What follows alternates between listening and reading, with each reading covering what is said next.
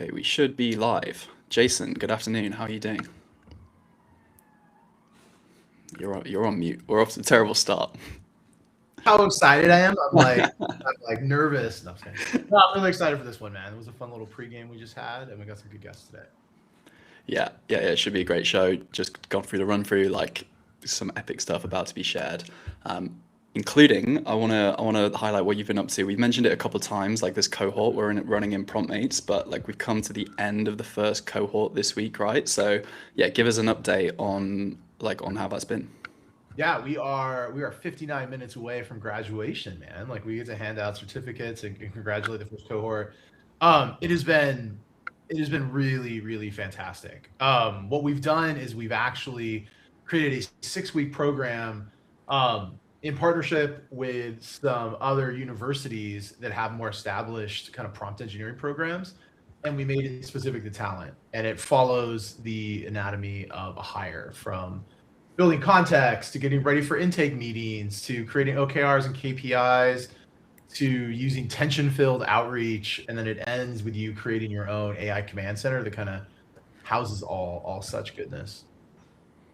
Yeah, it's been so cool to see like the progress and people launching like the different parts, seeing it like actually like make a difference in their hiring process. Like has been very, very cool. So next one is gonna launch when? I think we are going first week of May. I think in a previous PML, we mentioned we might be doing it mid-April. We just want to make sure we get our ducks in a row for first week in May. And I mean, the easiest way to kind of be part of it is to, join PromptMates. It's free and included with being part of the community.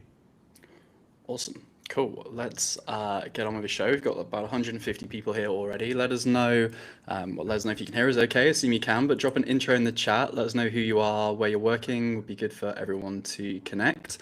We've got a busy show. We've got Oscar from ElevenLabs with some very cool things to share on how they're using AI, particularly on like improving the candidate experience, which we'll get to very, very soon. But first, we're lucky to be joined by David, co-founder and CEO over at Juicebox, who are very kindly supporting the show today. So it's free for everyone to join and upskill.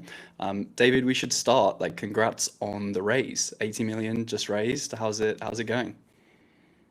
Thanks so much. Good to see you, and thanks for having me on. Yeah, it's been a fun year so far, and was the whole team was excited to announce the recent fundraise too. So I wanted, before we get into like seeing what's new in Juicebox, we're speaking about candidate and employee kind of experience and engagement today. I saw your post this week that am I right? And nobody's left or churned from Juicebox in the last 2 years. Is that a true stat? If so, that's crazy. That is a true stat. The one added piece of context that makes it slightly less impressive is that the majority of the team only joined in the past year. So as many companies growing fast, that means there's always a kind of higher volume of people that have joined more recently. That being said, it's still something we're really proud of because I think we're hopefully creating a culture that people enjoy being a part of and are proud to be a part of as well. Awesome, very impressive. Cool. Well, we'd love to learn more about what's going on at Juicebox, what's new in the product, what features are either launched or coming soon. What can you show us? For sure. So when I was thinking about what to show in the session, it was kind of two big decisions. One, we have our core search product, and two, we have our agent product. Both of them are very much AI native, but I thought it'd actually be most fun to show our core search product and show how prompting can influence what we get from search results and how that all works as well. So let me go ahead and share my screen.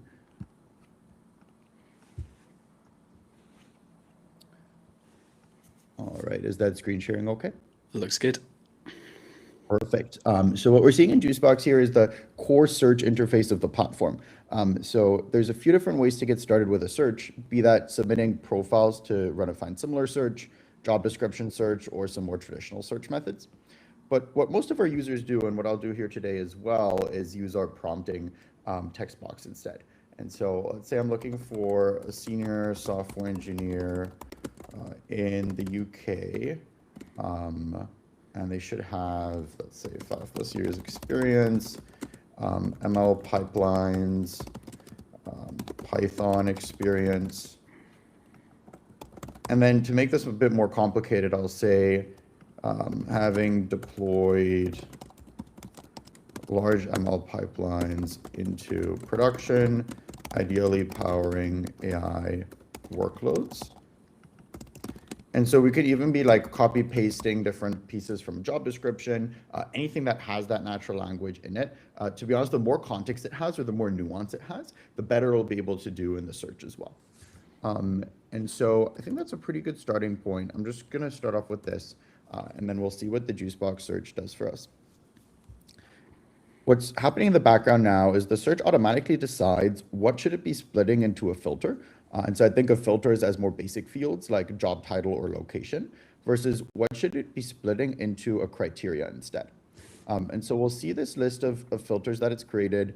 We can go in and still manually edit them. I'd say this is probably most akin to a more traditional search experience, just with a lot of depth in the filters and a lot of configurability. I'll keep those the same for now and take a look at our criteria. And so what we'll see in the criteria is that it did two things. One, it generated a list of criteria, such as candidate has experience with Python based on the initial prompt that we gave. But two, it added some additional criteria that use the memory that the system has built about Juicebox. And so the more we use the platform, the more it understands what we tend to look for in similar roles, what preference we have, and how we can represent that in our prompt, even though we haven't actually typed it in. And so in this example, we see Juicebox memory says, across senior searches, I tend to focus on rapid execution and individual contribution, so kind of that hands-on mentality, and it then automatically added that criteria into my search without me explicitly configuring it. Now I can still change these, so let's say I want to change this up a bit, hands-on experience building and deploying ML systems. I'll just say I want to get rid of hands-on, and then I'll leave the other ones as is. And so what we've done now is set those initial filters. There's around 15,000 matches. All 15,000 are now going to be assessed against those three criteria and ranked real time for me. And so the reason it actually loads so quickly is because on the previous page, it's already running in the background. We have all these profile results shown, and we'll see those three criteria and the justification for each of them. And so, for example, for Peter, we see multiple roles and projects explicitly list Python usage and extensive Python GitHub activity. As we scroll down, we'll see more profiles. And then if we scroll really far down, we'll start seeing some that aren't 100% match. Now, one of my favorite views to actually see all this data in is our table view, because it takes the same data and transforms it into a spreadsheet. And so we'll see all the same profile data on the left-hand side, but then on the right-hand side, we'll get these different criteria assessments, including thumbs up, thumbs down, and then we can still expand and get the same justification. Now, because a lot of these profiles are candidates I may have already engaged with in the past, I'll actually see that 12 of them are already in my ATS. In this case, I have Ashby connected, and it allows me to one-click filter to only show those matches or just include them alongside my net new candidates. From here, or actually I'll pause here briefly, see if there's any parts of that I can answer questions on. Otherwise, I'll go into some of the data that we have behind it too. I think all looks good so far. One, like this is a very tiny feature, but one that I know our team love using is that like do not contact filter where you can just set up globally. Like we have a lot of companies that we don't want to source from, and that's like a very annoying process to put into something like LinkedIn every time. So very small, but very useful feature that we love. Yes, thank you for flagging. Do not contact companies and do not contact countries, both popular and now with CSV upload too, to make your life a little bit easier. Alrighty, heading back into that search that we just put together, I'm gonna move over into this insights view, which I actually think is heavily underutilized for most sourcing that's done, because it gives so much rich data for every single search. And so for some of the most advanced recruiting teams that we work with, we actually see the most heavy usage of insights as well, because it provides that real-time data, be that for the hiring manager, the recruiting team, sourcers, or anyone else. All of this data is actually interactive. And so if I want to take a look at all the profiles that work at Meta and meet my criteria, I can just click this row, show me a pop-up highlighting those particular profiles. I can even use that to then configure a new search, go deeper into a small segment of that talent pool. And the same across skills, job titles, and more. One new field we recently added in here too is to get more data on the company type. And so for example, for this talent pool, we have 14% of profiles working at public companies, 12% at VC-backed private companies. And then we can even see the stage distribution in them. So let's say we're looking at like early stage talent specifically, and hiring manager wants to focus on, say pre-seed through Series A stage. It's actually like not that many profiles that we're going to be able to capture in that segment. And we could expand a bunch if we go a little bit further. All right, then from here, there's one more data point that I love highlighting as well, which is going deep into a candidate. And so I'm just going to choose this candidate profile as an example. We'll see some details, those same criteria that we've talked about, but then we can actually get a ton of insights data on the candidate company side as well. And so I can click into the company logo, and what I'll see here is how that company has grown over time. So in this case, Depop, we see pretty massive growth here from 2015 to 2020 or so, and then a little bit more of a stagnant or slight decline in the last few years. In blue is when the candidate actually worked there. And so we'll see how that overlapped with the tenure at the company and can give us some context. Let's say they were there during a period of high growth versus they've been there when the company has been a bit more stable recently. That also correlates with where the company is hiring from and where people go next. So let's say we want to just focus on engineering. We'll see that growth rate is a bit more positive, and then we'll see a lot of people end up going to Meta, Linktree, and more. And then hidden a bit in the profile, but also quite powerful, is the comp data based on it. So we'll take a look. We'll get a comp estimate for the given candidate, but then most importantly, it'll show us the data points below that on why we came up with that comp estimate. And so we have a partnership with Levels, FYI. For those not familiar, it's like an offer negotiation tool. The cool thing about it is because like candidates can actually submit their offers, we know the data is accurate and it's fairly real time as well. And so we'll pull in that data, look at recent offers that company made, and then we'll predict based on recent offers for similar roles in the same location, what is the comp range that we expect that candidate to be at.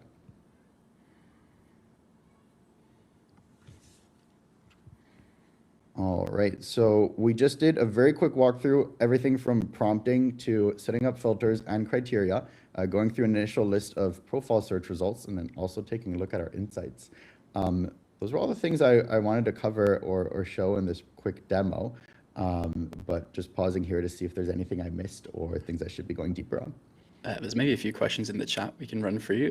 First one, I'll show it on the stream, is from Katie. Like, how on the search is it determine some of the more nuanced language you're searching for, like fast deployment? And I guess to also add on to this question was another one from Yoli, which was like, how does this work for like bias? And that is maybe slightly more towards the point where it was learning like your preferences over time. Yeah, great question. I'll do the second one first because it's a really important topic. So the one, there's a lot of things we do in the development process to test explicitly for bias, but then two, more importantly, we do a monthly third-party bias audit. And so I'm just going to show that as well. It's actually publicly accessible. So even if you're not a customer of Juicebox, you can access this bias report, and you can see the different categories that we test for and how that correlates with different bias laws as well. We're actually like legally not required to do any testing. We do it because we think it's important, and we continue to update this frequently as well to show the latest audit results. And then tying that back into the second question, or sorry, the first question, but the second one I'm answering around some of the more vague criteria, like I believe it was around the rapid execution. And so what we'll see here is evidence of that in the candidate's profile. And so in this case, we have a green thumbs up because the candidate in multiple cases has mentioned fast POC delivery and tight deadlines that they work with. And we'll see how that varies from profile to profile. Now, in cases where we don't have that evidence, it doesn't mean that we believe they don't move fast. Rather, it just means that we don't have any evidence on their profile to know that they do. And so rather than being a no, we consider that a question mark. Awesome. And then you mentioned before the call agents. Whenever I hear agents, I get super excited. So we're a bit tight on time, but what can you tell us there? For sure. So I won't hop into the full demo because I think we'll run a bit over. But what the agents effectively do is they let you set up a more custom search. And so rather than going in depth on all the filters or criteria, it'll just show you a set of candidates and ask for your feedback. And so you're constantly approving or rejecting candidates and giving a justification for why. Even after 5 or so profiles, it has a pretty good feeling of what you're looking for. And then we'll continue going out and looking for more candidates for you. And so it's this very much self-sustaining sourcing partner that can continue to operate for months on end once it's being calibrated in the beginning. Cool part of agents too is they're free to try. So you can test that out yourself and see if the profiles are going in the right direction. Very, very cool. We have so much engagement on the chat. We're probably not going to be able to get through all these questions. If anyone from the Juicebox team is on the call, please feel free to answer them, or David, perhaps you could jump into the chat. The final one I will ask is, just because it's in there a few times, like, what's the source of the candidates that come up on the search? Like, where do these candidates come from? Great question. So let's take a look at this candidate profile. We'll see some of their profile data and the linked LinkedIn account. We'll also see their GitHub account. And so in this case, GitHub data is directly built into the candidate profile as well. That's going to be particularly relevant on the skill side. And so, for example, we can actually see their different repos that they've contributed to, which commits they've done that are public, and then how that ties into whether we believe their skills match who we're looking for or not. Awesome. David, we appreciate you joining the show. Where's the best place for folks to go who want to find out more? There's plenty of them in the chat. The website, LinkedIn, where should we send folks? For sure. Head to juicebox.ai and then you can try it out for free in our self-serve version. If you prefer to book a demo, we have a team that'd be happy to walk you through the platform on a live call as well. Awesome. I've just thrown the link in the chat. David, we know you're super busy, lots to do after raising $80 million, I'm sure. So we will let you go. But yeah, thanks so much for coming on the show and for supporting us this week. Thanks for having me. Big fan of the show. All right, let's get on to ElevenLabs. Oscar, welcome. All good. Let's kick off with an intro then. We'd love to learn who you are, a little bit more about ElevenLabs. What do we need to know about Oscar? Sure, absolutely. So, well, firstly, lovely to meet everyone. Thank you for having me on the show, Joe. Huge fan of what you and Jason are doing. I've been following for quite some time. So, I mean, who am I? I'm the talent lead at ElevenLabs. I head up all our engineering, research, design, and growth hiring here. I've been here for just under 2 years, which in AI at ElevenLabs is quite some tenure. You know, I've got my battle scars, but it's awesome. I joined at a time where we were probably about 40 people, and today we're closing on, I think, about 550. You know, so really exponential growth over the past couple of years, and we're not slowing down. So for all the people who don't know who ElevenLabs is, we are a voice and audio startup. Well, actually, I'd probably say scale up now. We're revolutionizing how technology and voice interact. So we essentially build cutting edge voice technology, synthetic sound, trying to make it generally human. And we do that through deep research, but also product engineering. So yeah, we've been around, we've been live for 3 years now. We're pretty global, I'd say. We're in about 70 countries around the world. And yeah, it's been a wild ride, but a lot to do. I want to pull you up on one thing you said there, which is actually your job title. Like, you introduce yourself as talent lead, but you don't publish like job titles like specifically publicly, right? Exactly. Yeah. So it's a really good question, and I always get asked this on calls to candidates. You know, why don't we have job titles? And honestly, the reason why we removed this in 2024 is to ensure that we're hiring the right-minded individuals. So we care deeply about like low ego and humility here, like every company out there. So if someone cares deeply about being like a senior engineer or a lead engineer, that it's probably not right for you, because we want to build a culture and environment where it enforces people, if you have 6 weeks of experience or 6 years of experience, to really come in and have their say and be curious, right? So we faced a bit of kind of like backlash on it a little bit, but at the same time, it's done us wonders. Nice. Jason, I want to get your take on this. How do you feel candidates in the US would deal with no job titles? I mean, obviously you want people that are going to be mission driven, right? And stuff like that. I will say though, I mean, like, it matters to people, right? So like, I mean, but I also think it's a testament, Oscar, to like the team that you and Becky are building, that you have a group of recruiters and talent professionals that are able to like sell the opportunity of 11 to get people past what could be a bit of a hurdle, right? Over titling. 100%. And it's a subject we always run into, right? You know, and I think it's something that we're always going to be monitoring. But at the same time, we've grown the company to where it is now without the kind of, you know, without it being too much of a blocker. But it has come up a few times.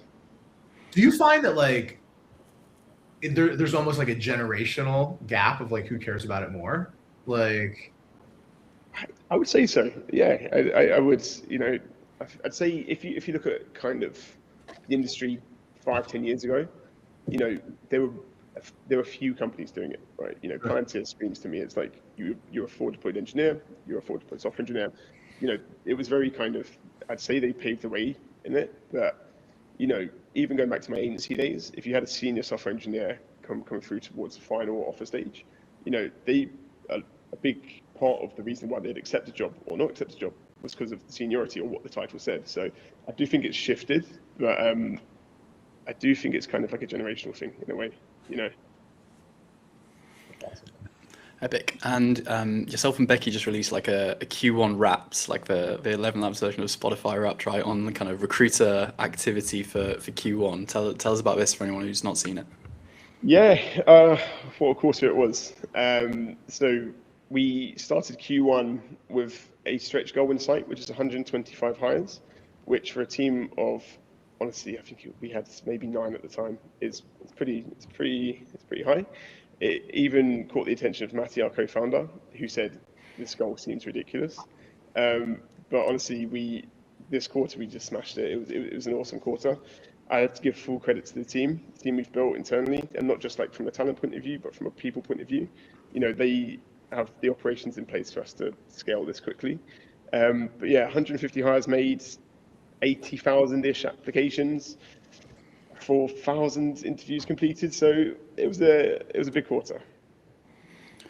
By the way, I don't know your co-founder, but like if a co-founder of like a AI hypergrowth VC-backed company says something's like not possible, like that really normally means it's pretty crazy, right? Because these are the people who believe kind of anything's possible. Yeah, he's awesome. And I think I think there's maybe an element of this is crazy, but if you do it, fair play to you guys. And you know, the target is 125, we hit 150. It's kind of also set us up this year to be like, right, what can you do next? So this quarter we've got nearly 200 hires to make, and we're kind of all sat there thinking, it's going to be a big one. But, Yeah, but we're ready for it. You set the bar now. You can't hit below it. Exactly. Cool. I think that leads us nicely in then to like how you've achieved this, but like how are you using AI in the recruiting team at ElevenLabs? And I know there's like various different ways you are in different use cases. So I'll let you lead. Where do you want to start? Yeah, so I'd probably start at the beginning, because when I joined ElevenLabs, I'll be perfectly honest, we didn't really have like many tools or anything that we were leveraging out the ordinary. You know, we had Ashby. Ashby's awesome, but you're not really leveraging any other tools out there. I'd say for the first year of my career here, it was very reactionary. A lot of the hiring we were doing was like putting out fires. Honestly, it was, you know, one day I'm working San Fran hours, the next I'm doing Singapore, the next UK. It was just a bit chaotic. However, we've now built a team that has the capacity for us to then go and experiment, and it's awesome to be in a position where, yes, you're doing the kind of the brunt work and you're finding the right people, but at the same time, like, how can we elevate the team to be more efficient and be more successful? So we've built an AI agent for candidate experience and like having that initial discovery call. So the reason we did this and the why was because I was running 50 to 60 calls a week, and 10 to 15 minutes of each call was spent answering the same questions. So I sat with Becky, I sat with the team, and I was like, why don't we build an agent using ElevenLabs technology? You know, we have it here, to have a great knowledge base of all the questions that are being asked at the pre-screen stage, and we send it to candidates in the first, you know, at the first touch point. So as soon as they get on a call with me, they've already asked 10 to 15 questions that I would probably already, you know, that I would already go through. And that call is now 20 minutes of real concise, like, questions from me about their experience, talking about, you know, different nuances between teams, what they're working on, and it's a much in my opinion, a much better conversation than what we had before. So that was like a huge game changer, massive time save for all of us. We've built some other tools like, comp calculator. We've got a real great, I wish I could show it. We've got a great comp calculator that, because we're, geographical, we're everywhere. It has all the levels, it has all the bands. So if we're building an offer and they're in Brazil, if they're in Japan, we have that tool there, which is great. We've built some scrapers internally, so pulling through. I can't take any credit for this. A lad on my team called Bensei has built this scraper that basically pulls through all the top IOI engineers that we want to target. We feed it into Juicebox, and then we build really targeted sourcing campaigns. And out of the 20 he pulled through at the beginning of March, I think we have like 5 at offer stage. So it's elevating that to another level. And we're currently building something at the moment, which is like an interview angel. Now, this is everything after the kind of recruiter screen. So say you're a candidate and, your recruiter's on a different time zone and you want some information about a certain stage or what to prepare for and, what to do and what not to do. We want to build an agent that connects via Ashby. The LLM kind of pulls through a bit of like interview prep tips, what's gone well for other people, what hasn't. And it has an interview angel there for them to just kind of take them through each stage.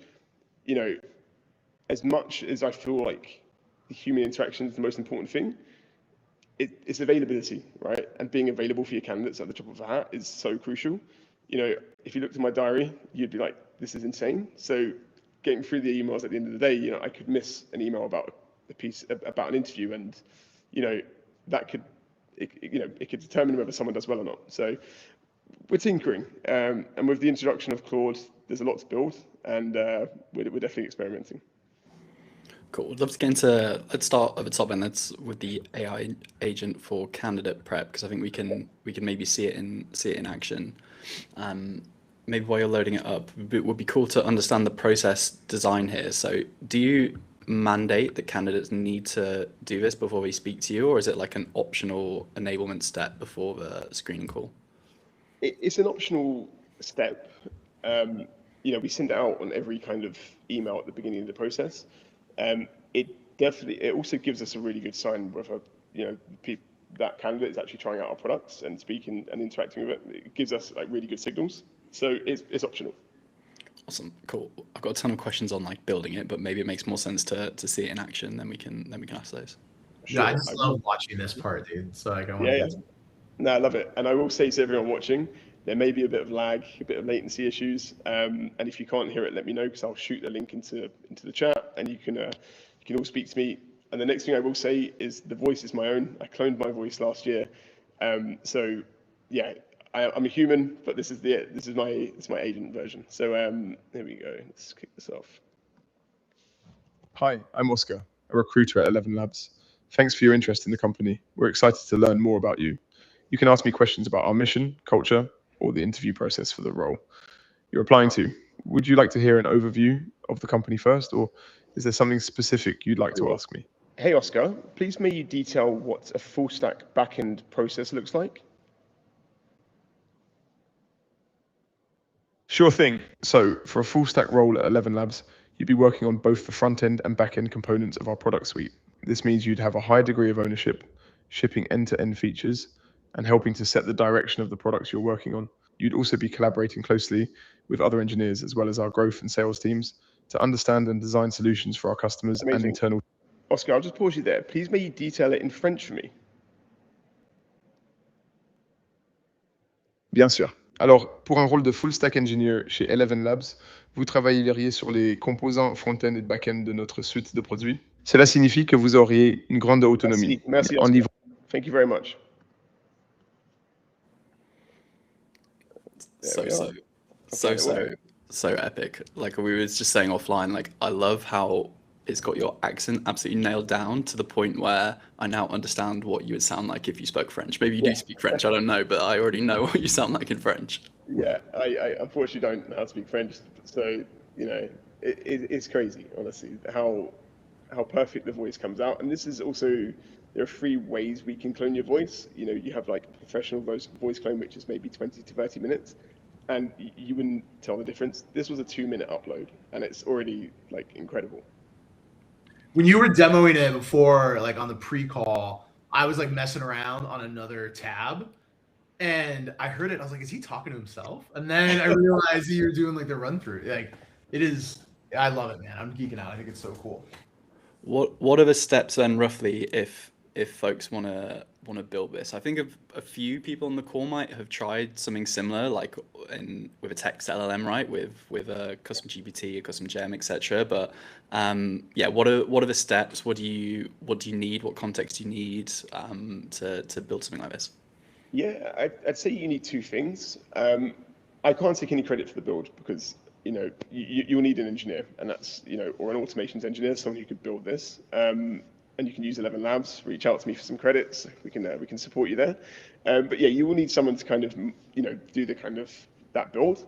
The thing that we did as recruiters was the knowledge base. So every agent has a RAG system. Will pull into a knowledge base. So whatever question you ask, it will likely be on the knowledge base that we upload to it. So all the context these agents have been manually uploaded by myself and my team. So they're the two main things you need. It did take quite a bit of time to build that knowledge base, but when you have a lot of time and you're kind of whizzing through the questions, we were asking people internally, in the team. So if you're on a recruiter screen, what the questions you ask about a company, and as a team, we built it.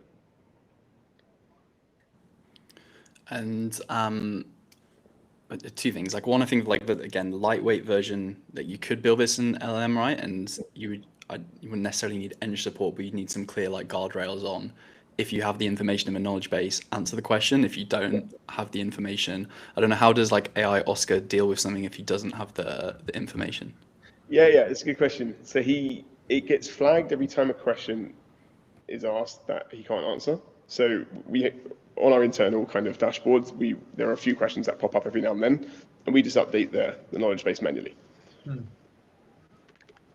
But there are ways you can build these agents using LLMs that are much more lightweight and don't require kind of that engineering support. We are fortunate enough to have a great automations team internally that are constantly looking at ways they can automate our lives and make things easier. And yeah, so it was a dream. What's the feedback been like? Because of course you spoke before about time saving for you and your team and being able to run more focused screening calls, but there's also like the advantage of the candidate can now get answers to their questions anytime, right? Like if they're prepping at midnight for whatever reason, like they don't have to wait for you to wake up and answer their question. They can get it answered straight away. 100%. It's exactly that, right? And recruiters are some of the busiest people in the world. So having an agent that can answer the base questions that you would always ask, you'd always ask at the beginning any call is such a time saver. It means my calls also are so specific and targeted about their background, what they've built, and having a much more human conversation rather than is it remote first? Can I what's the process for this? Or these questions that are asked 24/7, the agent can handle that. It'd be really interesting to pull like when the conversations tend to happen, like hours of the day. So way back in the Stone Age, like 4 years ago at Roblox, like we outsourced our tech screens for that reason, because people were trying to do it like Sundays or after they put their kids to bed, or like like kind of outside work hours. It might be kind of cool to see like when people are accessing ElevenLabs. 100%. And I think the times would be insane just because of how global we are. We hired engineers, hired a couple of recent engineers in South America. We have engineers in Japan, India, the UK, all across Europe. So I think that graph would be pretty insane to kind of dive into. It'd be cool to see it globally, and then it would be cool to see it localized. Yeah, right? 100%. Yeah. Awesome. I want to hear how else you might be already or thinking about using like your own product in the recruiting process. Like I think you mentioned something on sending voice notes to candidates. Let's hear about that. Yeah, sure. It's really cool. The reason I love doing this as well, because it's every recruiter out there, it's probably one of the most competitive industries in the world, right? How do you stand out against some of the best recruiters in the world? Whether it's a message, it's how do you grip that engineer or that product manager? For us, I think we've been creative in a way where because we're global and we're hiring people in different locations, we can, because I've cloned my voice, I could put together a text-to-speech voice note and I could ping it straight to them. So it would be like, hey, Joe, love your background. Oscar here at ElevenLabs. This is what we're building. This is the role I think you're perfect for. But we can also change this into different languages, right? So we have 100 languages that we can upload these voices to. And that's what actually stands out. It's like having my voice, but speaking in Portuguese, speaking in French, speaking in Italian. And it's quite a cool way to do it because it's demonstrating the capabilities and power of ElevenLabs. But how many people are sending voice notes to candidates? I don't think many. So it's quite cool. And any data on uplift in conversions responses to that? Yeah, it's a good question. I don't think we haven't been monitoring it, to be honest.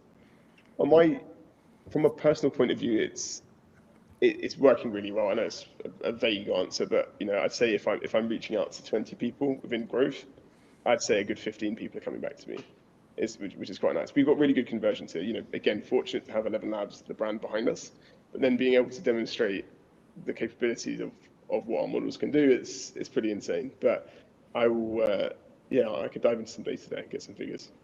I love the hey, are you tracking success rate? And the response is not really, but it's 75%. No big deal. It's 3 good. out of every 4 people I send an email to get back to me, but I'll try. Yeah. I can't. I'm thankful to be here, right? It's nice to be able to have that kind of pool. But yeah, let me try and bring up some metrics that are more quantifiable. Cool. Courtney, I've seen your question in the chat. I think it's a really good question. We're going to get to it in a minute when we discuss what does actual best practice around candidate experience look like when we're AI first. So we'll get to that in 1 minute. Final build you mentioned, Oscar, was the interview angel, right? And yeah. So this is for candidates. How does this differ from the first one that we saw?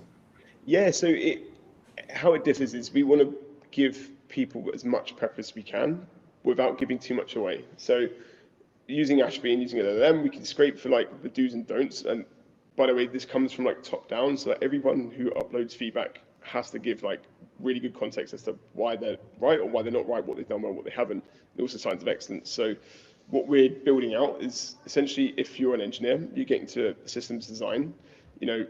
Also, the reason why we've built this is because our interview has changed 4 times in the past 2 years, but the interview prep guide hasn't. So, we're sending out a prep guide that is, in my opinion, a bit obsolete. So the interview angel will be someone who can, go, hey, Oscar, I'd love to learn more about kind of what to expect for the product decomp. Where have people struggled, and how can I show excellence? And we want the angel to then be able to give them some context around you're going to be building a system for a broad product. Here's what you should focus on. Here's where people have done well, and here's, maybe why people have failed here. It's different to the interview.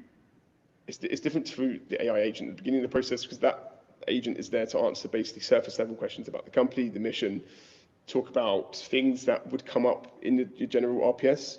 If you have 20 minutes, I don't want to spend 10 minutes detailing exactly what each interview looks like, whereas I have an agent that could do that for you at each stage.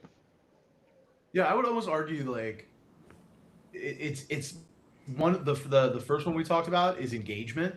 And then the next one's enablement, right? I mean, it's I've already done sort of the vanilla, and here it is us giving you every bit of help for you to show who your best version of yourself is.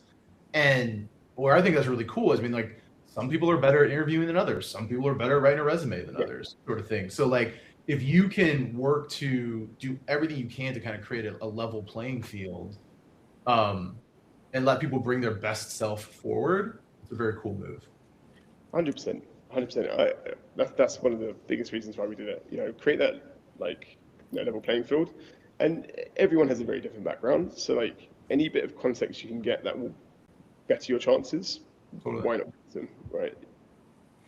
And talk to me on system design or guardrails again for this one, because you mentioned we want to enable them, but we don't want to give too much away. And then you also mentioned giving insight into where other candidates had fallen down, which I think would be, if I was a candidate, I'd love to hear that. Where are you kind of drawing the line on how this agent can help, and what shouldn't it say?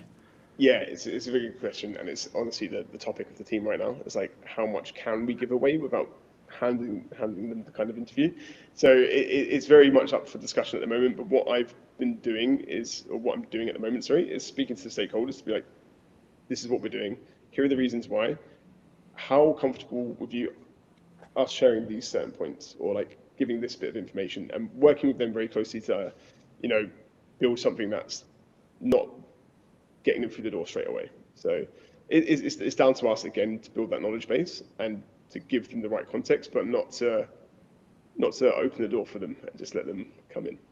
Yeah, it's probably like a healthy pass-through rate that you kind of want here, isn't there? If everyone starts passing the interview, you probably realize the agent's been a bit too helpful.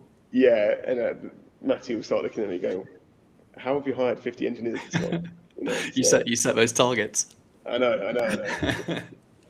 But on the flip side too, man, I mean, you're kind of taking the power back from like the leak code and the blinds.com and all that stuff, right? Like, people are going to go out and try and talk. If nothing else, like, I got an interview at ElevenLabs, so I'm gonna brag. I'm gonna tell you what they asked me. It's like, you guys are basically saying like, this stuff exists, rather than give you the questions and let you, kind of use ChatGPT to be ready. Why don't we just better inform you how to be successful here? Like, I think you're almost stealing away the power from some of the other sites. 100%. And interviewing subjective, right? You could be a fantastic back-end engineer working on like core building products, but you may fail a systems design interview because you haven't experienced like real design or UX system. So we, again, credit to the team, are very accommodating with, say you get a strong 4 at V1, but you fall down at V2. Okay, how can we test this person differently? So I feel, interviewing subjective, you can't get an elephant to climb a tree. It's, all we can do as recruiters is try and give them the best experience as a candidate and put them in front of the right people with the right context they need. Okay, final question before we move on for a bit of a discussion about like candidate experience design. Anything else you're currently doing, or any like crazy ideas you're trying to build or might be building in the future?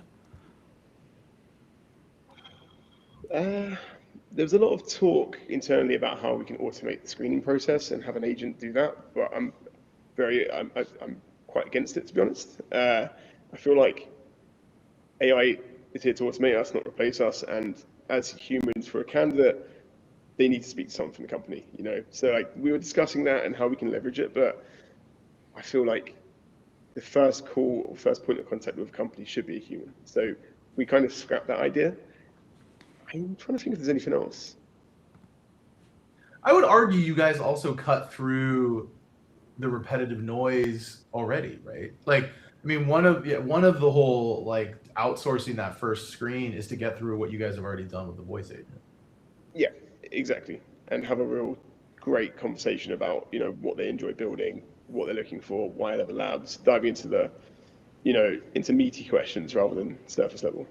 So does that mean that like when somebody interacts with what you showed, the Oscar bot, there's nothing on the back end that is like, based on the Oscar bot conversation, I grade this candidate an XYZ. So the Oscar bot is genuinely for the candidate? Just for the candidate. Okay. That's an important thing I think to really double click on, is that they are not being graded based on their Oscar bot interaction. Yeah, no, they'll not be graded at all.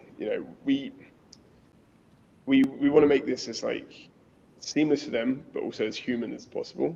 And we don't have any real filters or criteria that people have to meet to have an interview here. It's we're against bias in that way. If that makes sense.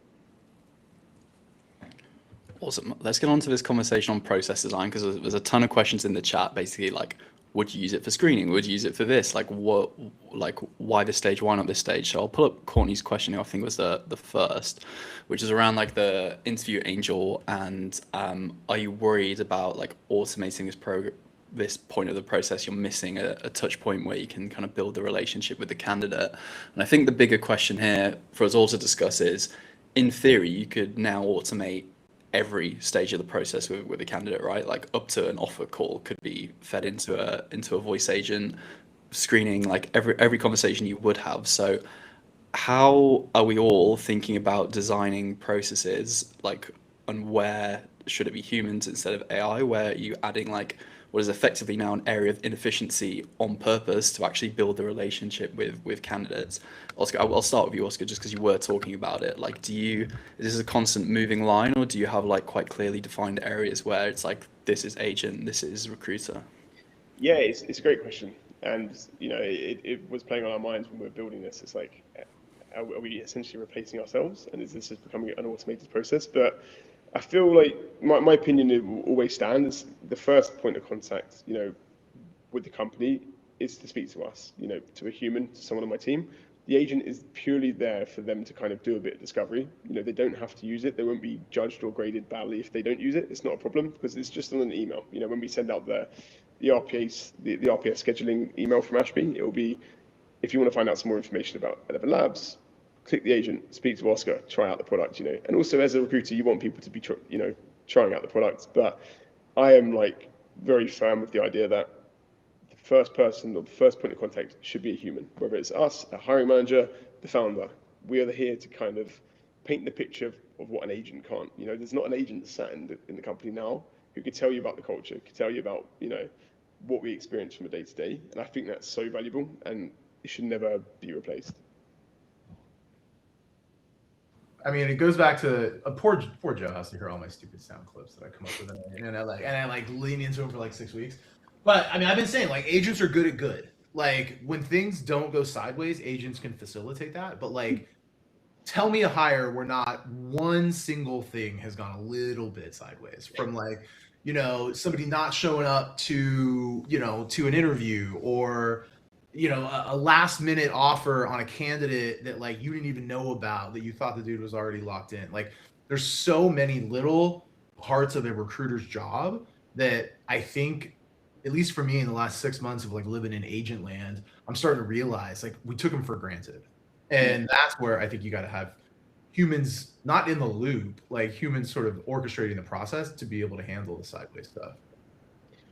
100%. Completely agree. And like we've even tested agents to deal with, if a candidate declines an interview because something's come up, we're testing out if an agent can replace that flow to book them straight in. And it was a bit of a car crash because it relied on other people's interviews and other people's diaries and availability. So it booked that person in with someone completely random, and I'd get a message saying, "Why am I meeting an engineer in half an hour?" And I'm like, "You're a salesperson. Like that shouldn't be the case." But so I agree. The orchestration it requires us to be on it. Yeah, I think I directionally agree with both of you. I think like work and business is a team sport, and like you need to meet your team and be convinced to join that team, right, and build relationships with people. So I think directionally makes sense. In terms of the like one part of our process, where do we stand on like delivering feedback, coaching? Because like this is something we can clearly do at scale with agents. Is that something we're comfortable delivering to candidates through AI, or do we feel like that needs to be done through recruiters? I think through recruiters. To be honest, I feel like you meet me at the beginning of the process, or you meet Becky, and then we're at the end of the process, whether it's gone well or not. We again, it comes down to like how well your team are dealing with feedback or providing feedback. We have to have like really clear feedback as to why this person's not right, but also how they could do better. So when we are sending out a rejection email, it has like, here are the reasons, but here's what you could do next time, and let's stay in touch. And it's quite well put together, but it's not always perfect, right? Yeah, and I think there's so many different contributing factors, right? It's like how far someone gets in the process, how to Oscar's point, like how adept the recruiter is at having uncomfortable conversations. Like we all work that with that recruiter that's like, oh, they took an internal person, and it's like, no, they didn't. Like, but I just don't want to have the hard conversation. So that's where it goes back into sort of the art versus the science. Because the last thing I want is an agent being like, here's all the questions you answered wrong, Joe, and here was your answer, and here's what we expected. Like, there's so much exposure at that point. Yeah, I'm glad there's not an agent telling me everything I've done wrong this week, because they would be a busy agent. let's pull this question up. It's been asked a couple of times, and I think relevant for you, Oscar. So, what are your thoughts on getting key hiring managers to be the voice of their team and giving more details on the job? So, like, this is an interesting one, right? Like, ultimately, this is the person you're going to be working with. It would be interesting to like get deeper insights on them and their team. Jason, I think you might have even like talked about building something similar to this. So, yeah, do you think there should be another a similar on-demand bot, but is hiring manager led versus recruiter led? I think that's a really good idea. I've never, to be honest, never thought about it, but I think that's a really good idea. You know, imagine being able to click into an agent pool. Speak to Alex Holt, for example, who heads up the FDE side. You can speak to Joseph, who heads up agents. You can speak to Piotr, who heads up research. I think that's a really good idea. I may pitch that later to the team. Thank you, whoever asked that. It's got me right now. Like when we were doing my startup like 2 years ago, that was part of our vision, and we just couldn't figure it out, dude. So like, and here you guys are sitting, like you could absolutely do it, right? And it's just because it's like you solve for company, and then you solve for organization, and at some point you have to solve for team, right? I mean, and it's work-life balance, days in the office, like really, really kind of granular stuff, communication style, like these sorts of things. Like you work for your manager. I mean, you're the person, your team's the person you're gonna interact with the most, sort of thing. But you also do. There's a flip side to it. Like you could technically have, if you get too granular, you could have a candidate like faux interview with 5 different managers and be like, oh, I really like this guy specifically, so I only want to talk to this guy, sort of thing. 100%. And we're kind of running into a bit of a similar problem right now at ElevenLabs because we're growing so quickly. Like staffing it's becoming a bit of a challenge. Like we have 20 people at offer stage for backend engineering, so it's like, you know, where do they go? And it's kind of like a pick and choose between the hiring managers. So if we had agents, you know, I assume most of them would be like, I want to go work on that team because of what they're building. But no, it's really interesting idea. I'm definitely gonna pitch it. I think it's even like around the rituals and ways of working. Like that's something which is really hard to get a sense on, right? But like there's various ways of how deep you could go with this. Like you could feed in some transcripts from like the team stand-ups or whatever it may be to really understand how those meetings are run and see if that's like the kind of cadence and meetings you like being a part of, or actually like this isn't the kind of team environment I like. So I think it's even less around the person, but like how the team actually works and interacts with each other that you could get insight on. That would be very cool. 100%.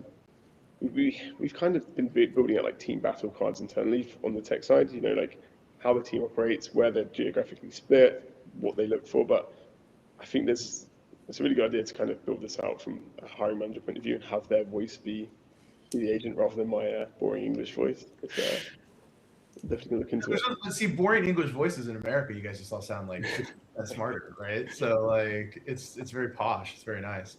Bro, you could do fun stuff like I've been working on something to allow new hires to introduce themselves to the team before they get there. Because we all know there's that like I signed and then I'm starting in 6 weeks, right? And like that is where I think you have the highest risk of losing somebody a lot of times. Counter offers, other offers popping in. India, it's a whole separate, scenario where like I've already given my notice, so I'm extra available now. Like it could even be fun to have somebody do their about me in their own voice and have that sent out to the team, almost like learn about Oscar before Oscar starts, sort of thing. Yeah, 100%. That's another great idea. You know, build an agent or build show who you are. Because right now all we have is it's difficult, right? Because like look, this week we had 38 new joiners. So on Slack it comes through all the people, bio, where they're from, what they're working on. I wonder if it would cause a lot of noise having 38 agents kind of ping into there. But again, I think it's quite cool. They become a cohort with each other. That's one of the things that was the coolest thing we did at Yahoo, once again, Stone Age, a million years ago. But like everybody that started, because we had 75-person starting classes and stuff like that. Yeah.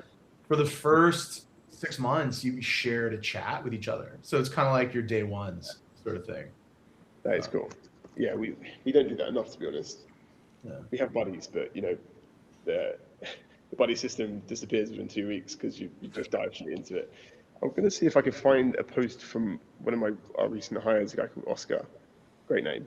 But when he joined, he built and posted something that was pretty cool. Let me find it.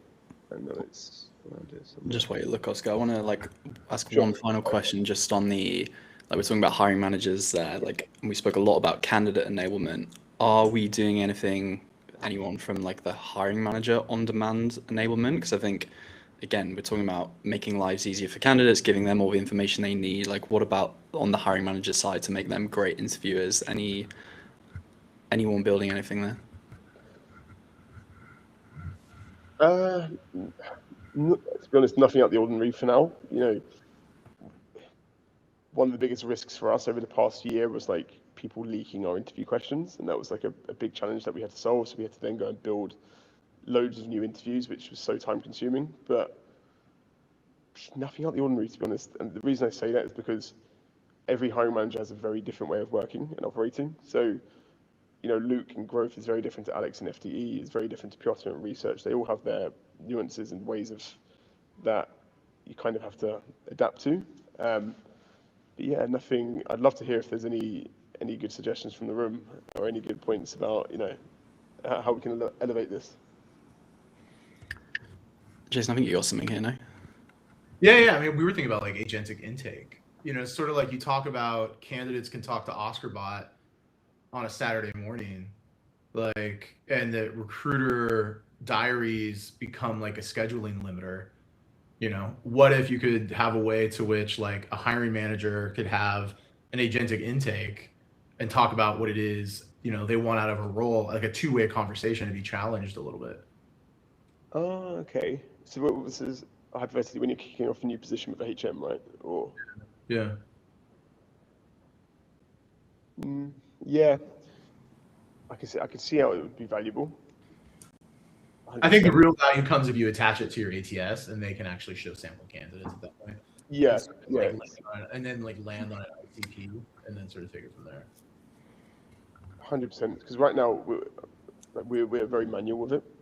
We just got our Q2 hiring plan, which is monstrous, and a big part of the past couple of weeks is partnering with the HMs to really understand exactly what they're looking for. Show example candidates and figure out how they want. How we can build their team efficiently. But yeah, I have seen some tools where I think MetaView have an agent intake form for HMs when they're sourcing themselves. I think I demoed it once. Yeah, there's a couple out there that are doing some. Yeah. Some of the bigger ones. Oscar, you're gonna have to throw a load of ElevenLabs credits the community's way so we'll build all these things and send them back to you. Sure. Honestly, if people want to reach out and learn more and jump on a call, my diary's crazy, but I'll definitely try and help out and give some credits out where if people want to start building. I'd love to experiment, and I'm sure people have got some great ideas.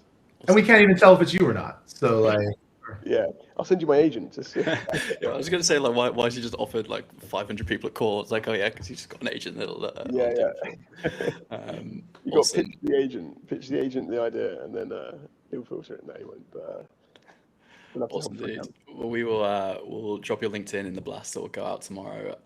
We know you got to head off to Singapore tonight, right? That's it. Yeah. You delayed a flight to do this call, let's be honest, and we appreciate the heck out of it for you. It's all good. On the road at the moment, which is fun. So it's no issue. I wanted to be on this call. I was gutted when my diary is becoming crazy. But yeah, thank you both so much for having me. It's been awesome. Thank you. Awesome, dude. We appreciate it. We'll drop your LinkedIn. Thanks everyone for joining. The blast will go out with the different resources. We can share the agent with everyone. We can share Oscar agent and prep agent. Awesome. 100%. Cool. All right. Thanks so much, everyone. We will see you in 2 weeks. We are back with the Lovable team. See you then.